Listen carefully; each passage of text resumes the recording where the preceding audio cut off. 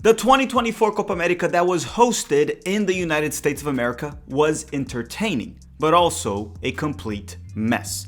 From awful fields that were consistently criticized by the players and coaching staff, a brawl between Uruguayan players and Colombian fans, horrible marketing, and of course, the final disaster. The mess that was the Copa America final in Miami, and I am a 2024 Copa America final survivor. I was there. Unfortunately, of course. Many were blaming the United States for all of it, as if they can't handle the Copa America, so how are they gonna handle the 2026 World Cup? But was the United States of America actually the problem? We are less than 2 years away from the World Cup, and I have this question for you. Is the US ready to host the 2026 World Cup or not?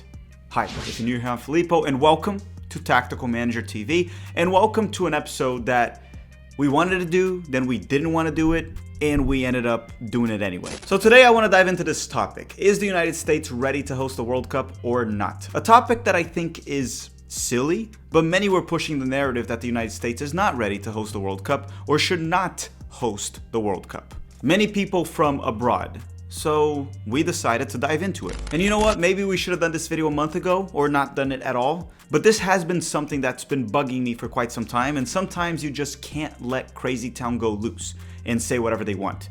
With that said, make sure to smash the like button if you haven't already, as it always helps the channel quite a bit. And let me know in the comment section down below, what do you think? Is the US ready to host the 2026 World Cup? Yes or no? Let's debunk this nonsense.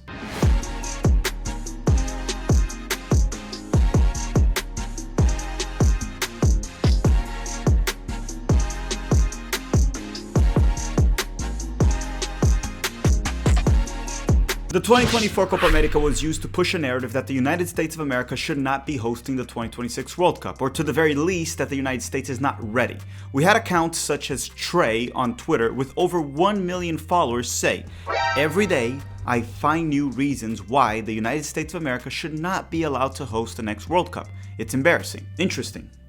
Every day he finds a new reason. I would actually kind of like to know, what are these reasons? Could he present it? Because if it's the Copa America, actually, that's about to be debunked very soon. I know he's a troll on X, but he was not trolling with this tweet. Then we have Neil Gardner, with over 120,000 followers, say that America is not ready to host the World Cup. Not even close. Not even close. Okay. Can you name 5 countries that are closer to being ready to host the World Cup than the United States? Can you? Okay, listen, we got one more, and this one is my favorite, from European Lad. And this guy has also over 1 million followers on X. It's a really big account. And he said, "An absolutely embarrassing Copa America edition from the very first minute until the last." I actually agree with that first sentence. I really do. But let's continue. What a disgusting idea to know that this country, and this country he's referring to the US, is going to host the World Cup in 2026. Disgusting idea. Understand, all these tweets were during the Copa America final disaster, and many were agreeing with these guys tweeting it. But then again, was everything or even anything that happened in the Copa America the fault of the United States of America? Did any of these guys tweeting even think about reading the official regulations book that was released by CONMEBOL before they vomited all this nonsense? Or were they just trying to push a narrative? I think they were just trying to push a narrative. I mean, accounts like European Lad have shown time in and time out that they really hate the United States. Every time they have an opportunity, they blame the United States. So, just saying, allegedly. So I'm gonna put the link to the official regulations book in the description of this video so you can read it yourself if you wanna read the whole thing. But I wanna mainly read and talk about Article 6. Okay, Article 6. CONMEBOL shall be responsible for the management of the competition, with the power to control and organize the matches, and shall instruct, that's important, shall instruct its commissions, officials, and officers to ensure that the competition runs smoothly. CONMEBOL has full authority to resolve all matters relating to the competition, and its decisions are final, binding, and unappealable. That's Article 6, and those are CONMEBOL's words. Not mine, not US Soccer, not the United States.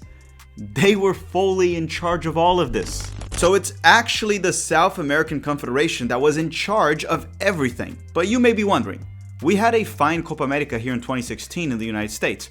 Why was this one so bad? In 2016 was fine. Did CONMEBOL just get neuralized by Will Smith and just completely forgot how to run the Copa America in the United States? No, not really. And what I'm gonna do now is I'm gonna go through this CBS article that summarizes it very well, and I will put the link in the description so you can read the article entirely, but I wanna focus on one section specifically. And they say, the decision to bring the tournament back to the United States came with a major organizational shift. So they're talking about the shift from 2016 to 2024. The 2015 FIFA corruption case, in which 14 people were later indicted in connection to an investigation by the FBI and the IRS, jeopardized the 2016 Copa America from an operational standpoint, according to ESPN. Several officials from both CONMEBOL and CONCACAF were arrested amid a collusion between executives at both confederations, and so US Soccer, along with Soccer United Marketing, or SUM, the marketing arm of Major League Soccer, opted to assume the financial and organizational risk of hosting the 2016 Copa America tournament, including the overhead cost. US Soccer ended up signing a favorable contract with CONMEBOL and made around $75 million in the process, and that is referring to the 2016 Copa America. However, CONMEBOL officials did not want to relinquish that type of money upon their return to the United States this year in 2024, and so they opted to handle the financial and organizational obligations, paying US Soccer $10 million to essentially sanction the event, and US Soccer would also collect 5% from the ticket sales and is expected to make between $20 to $25 million through the summer's Copa America. As a result, US Soccer has little to nothing to do with the Copa America from an organizational perspective. So it's not just the United States, the country. When the US Soccer Federation and Soccer United Marketing were in charge of the 2016 Copa America, everything was fine. Everything went well. Even Argentina lost the Copa America, which is the greatest thing to ever happen in the past 10 years of soccer. But when CONMEBOL took over the tournament here in 2024, shit hit the fan. Everything went wrong. There were major issues that we're going to talk about. Once again, it's not on the US Soccer Federation, it's not on the United States of America, but we're going to address more of that very soon. Essentially, CONMEBOL wanted more money, so they took complete control of the tournament. They probably did make more money this time around, but at what cost? And to be honest, I don't think they care. And understand that CONMEBOL tried to blame the Hard Rock Stadium for the disaster of the event in the final, right, in the Copa America final.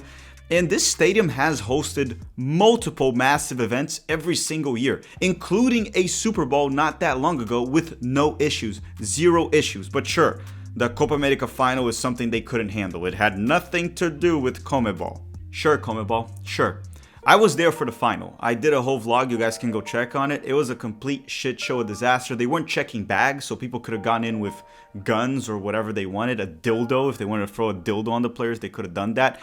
It was horrible. And to make the matters worse, the imbeciles running this put the game on a big screen right in front of the stadium, which led to more fans without tickets going there and the troublemakers. And it was Colombian fans, Argentina fans, and then that whole mess happened, right? Again, not going to make excuses for the fans. We're going to talk about that in a second.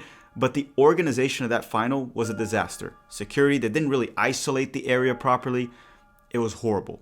And in case you're wondering, yes, I was the guy that recorded the Colombian national team fans going through the vents. But I do want to say this, it's not all on CONMEBOL. I will also hold the fans of Argentina and Colombia accountable. Just because the security sucks and the organization sucks, it does not mean you're allowed to act like a degenerate, and that's what the fans did.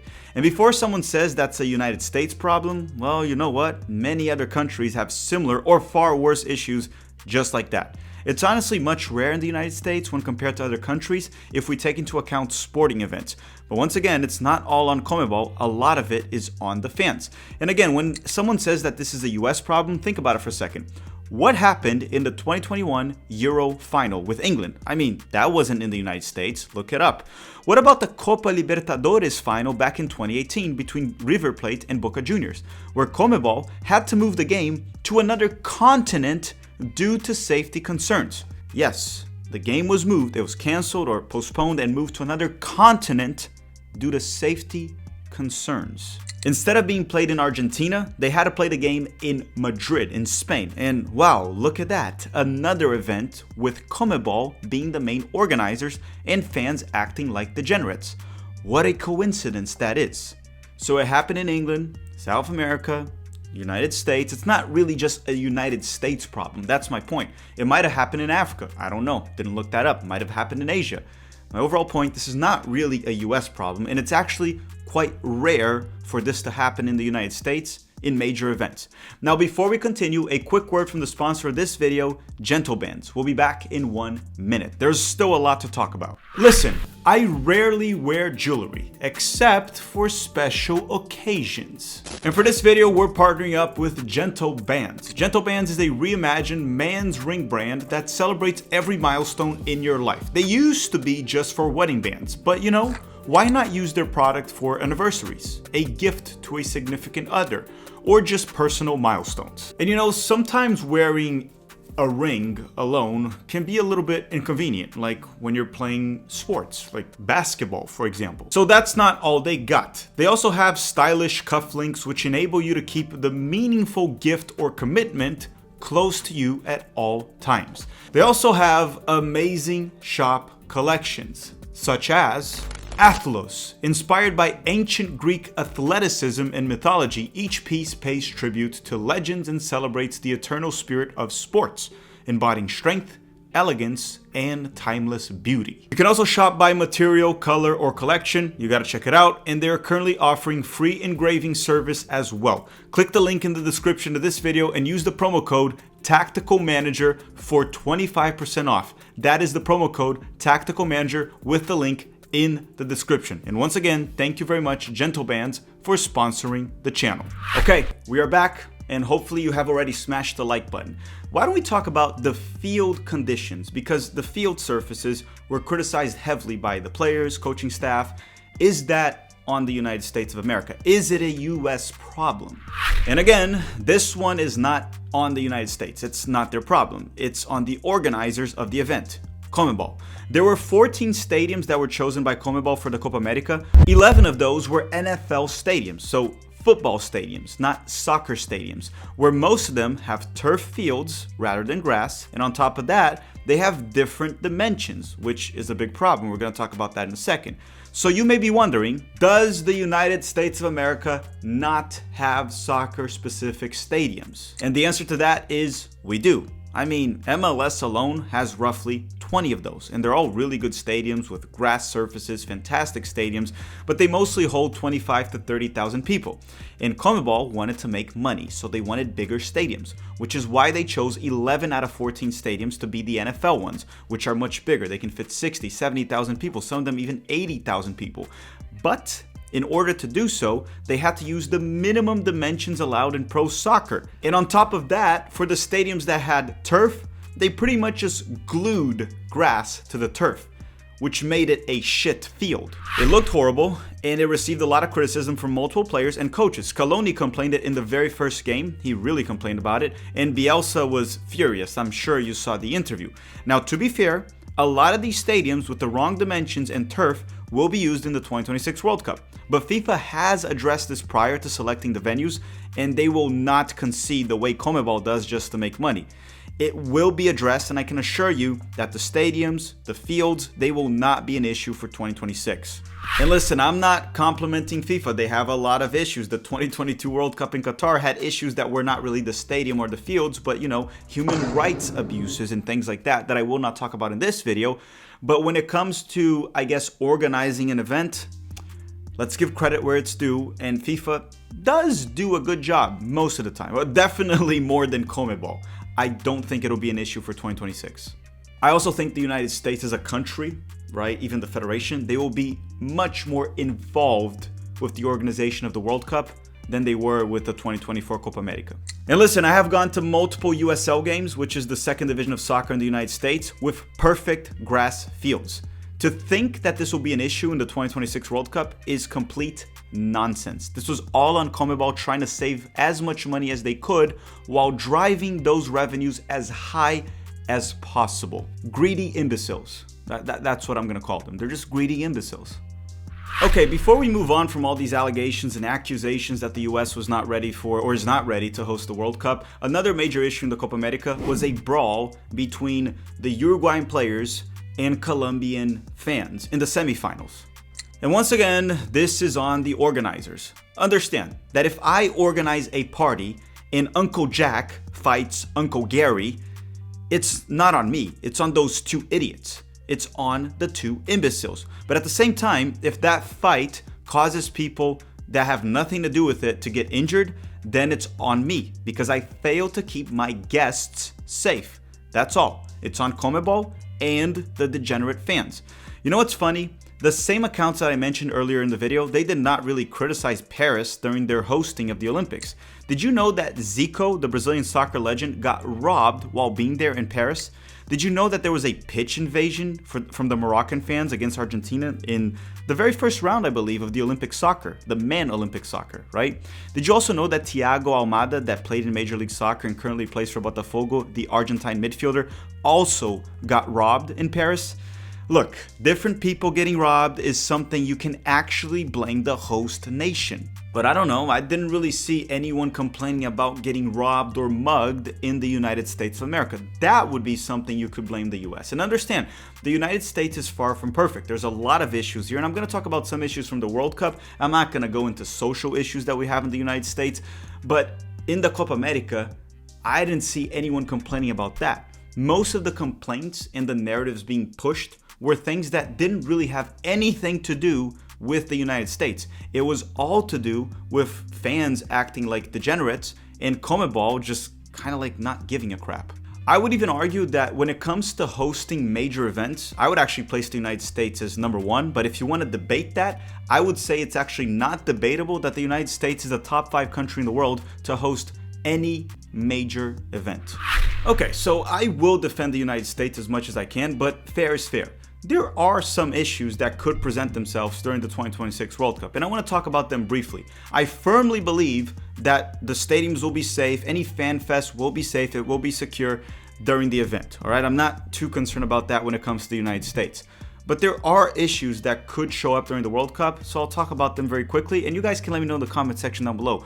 What issues, especially if you're from the United States, so you have good knowledge of this, what issues or what would you be worried about being a problem for the 2026 World Cup? And when I say a problem for the World Cup, I mean for the fans, right? In terms of like the field, the stadiums, infrastructure, the players will be fine. I mean the fans, foreigners and Americans. One of them that might actually be a problem more for foreigners, because Americans are used to this by now, at least I'm used to this, so I don't think many people would have a problem with this, is we don't really have public transportation here, we don't really have good public transportation, and American cities are not very walkable for the most part. So people will have to do a lot of driving or get Ubers. They'll be fine. It could be annoying to some foreigners, but I don't see this as a major problem. It could just be a bit annoying. It's a bit different from European cities or even cities in South America. Now, one major issue that the United States can't really do anything about this unless all the games were played on one coast, like all in the East Coast, is the distance between games. We are a massive country, and if you want to watch multiple games, it might be kind of annoying to travel because you could have to take like a 5-hour flight, a 4-hour flight, and there's even a difference in the time zone, right? If you're in Florida to California, there's a 3-hour gap in the time zone. The distance between games could be a problem, which in Qatar, which I'm not defending the World Cup in Qatar, I thought that was a disgrace, the way they got it and everything that happened leading to it. It was a much smaller country, so all the stadiums were very close to each other. But any of the World Cups, right? If you go to like Germany in 2006, the stadiums were much closer. In 2014, Brazil kind of had that issue because the country is not as big as the US, but it's pretty close. Russia 2018, never looked into it, so I don't know much about that, but you get the point. The last issue is probably the ticket prices, right? The secondary market can be an issue, but FIFA normally deals with it well, where you can essentially just buy the tickets from FIFA. As long as FIFA controls the ticket prices, it should be fine. Now, if they let it go loose in the United States of America, the prices will go bananas, and that will be an issue. You're gonna price out a lot of soccer fans. But again, I don't know what will happen there. We'll see how FIFA deals with it. They've done a good job in the past in previous World Cups. I saw that in the 2014 World Cup in Brazil, but we'll see. But I wanna say this once again, all the issues that we talked about for the 2024 Copa America, I don't think we're going to have any of them in the 2026 World Cup, and I don't believe any of them are on the United States or something that's normal to happen in the United States. It's something that was strictly focused on CONMEBOL, they were the issue, and fans acting like degenerates for whatever reason. Alright everyone, just to close the episode, is the United States of America ready to host the World Cup? Yes they are. We host the biggest events in the world here in the US, and FIFA ain't CONMEBOL. So let's cut the crap. The United States ain't the problem. Don't let people push this stupid narrative on Twitter, Facebook, Instagram, whatever the kids use these days. FIFA still sucks and has a ton of issues, some really bad ones by the way, but they do a good job organizing events, and so does the United States of America. We host Super Bowls every year. The World Cup in '94, the 2016 Copa America, Taylor Swift concerts, the biggest events in the world. So the people trying to push that narrative, they're all fake news, they're liars, don't listen to them. The 2026 World Cup will be a major success. Alright everyone, thank you very much for watching. Don't forget to drop a like before you go, and that's all. Thank you for watching, and have a great day.